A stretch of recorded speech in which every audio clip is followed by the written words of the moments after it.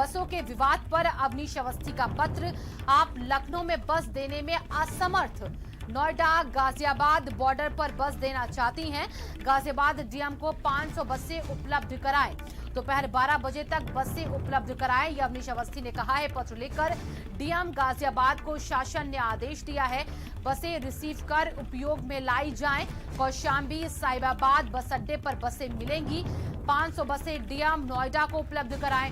Expo mart के पास बसें उपलब्ध कराई जाए, डीएम नोएडा को शासन ने आदेश दे दिया है। बसों की फिटनेस चेक करे अफसर, इसका भी आदेश दिया गया है। सभी अभिलेख जांच कर उपयोग में लाई जाएं ये बसें। तो बसों को लेकर अवनीश अवस्थी ने प्रियंका गांधी को पत्र लिखा, गाजियाबाद में डीएम को 5 बसें उपलब्ध कराई जाएं, इसका जिक्र किया। दोपहर 12 बजे तक ये बसें उपलब्ध कराई जाएं। अवनीश अवस्थी ने प्रियंका को पत्र भेजा है ये, और इसमें कहा है कि जो आप 1000 बसों की बात कर रही हैं वो अब गाजियाबाद बॉर्डर पर भेजें। आप लखनऊ में बस देने में असमर्थ हैं, इसका भी जिक्र किया अवनीश अवस्थी ने। और नोएडा गाजियाबाद बॉर्डर पर बस देना चाहती हैं, तो इसके लिए भी उन्होंने कहा है कि गाजियाबाद डीएम को 500 बसें जो हैं वो आप उपलब्ध कराएं। दोपहर 12 बजे तक ये बसें उपलब्ध कराई जाए गाजियाबाद डीएम को।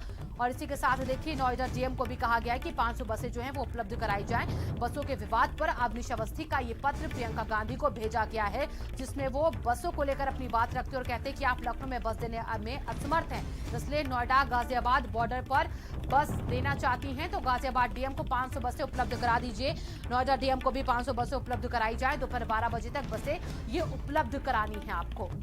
और फिलहाल ये भी कहा गया है कि सभी अभिलेख जांच कर उपयोग में लाई जाए बसें, ये आदेश दिए जा चुके हैं। अवनीश अवस्थी की तरफ से पत्र लिखकर प्रियंका गांधी को भी अवगत कराया जा चुका है कि 500 जो बसें हैं वो गाजियाबाद डीएम और नोएडा डीएम को दी जाए। अभिषेक पांडे हमारे सहयोगी जुड़ चुके इस खबर पर। अभिषेक, आखिरकार देखिए जो मामला उलझा हुआ था बसों को लेकर अब वो सुलझता नजर आ रहा है। कहा गया कि गाजियाबाद डीएम नोएडा डीएम को बसें उपलब्ध करा दी जाए, 12 बजे का समय भी दे दिया गया कांग्रेस को।